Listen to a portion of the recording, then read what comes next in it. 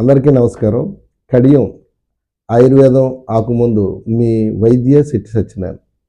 ఈరోజు మనం తుమ్మ చెట్టు గురించి కొన్ని విషయాలు తెలుసుకుందాం. దాని గురించి చెప్పాలంటే బారుడు ఉంటుంది. చాలామందికి దంతాలు ఇన్ఫెక్షన్ వచ్చి ఆ దంతాల్లో వాపు, చిగుర్లు వాపు, తర్వాత రక్తం కారడం, ఇన్ఫెక్షన్ ఎన్నో ఇబ్బంది పడుతున్నారు. అలాంటి దానికి ఈ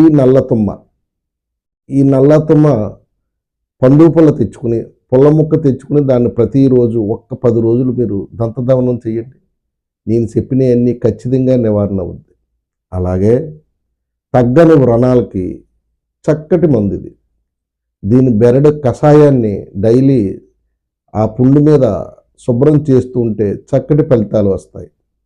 మరొకటి, దీని జిగురు వీర్య నష్టాన్ని అరికడుతుంది. ఈ జిగురుని మనం పంచదారతో తీసుకోవచ్చు, లేదా వేరే చూర్ణాలతో కూడా వాడవచ్చు.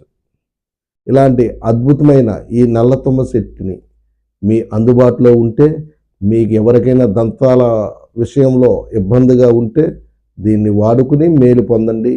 కడియం మీ వైద్య శెట్టి సత్యనారాయణ.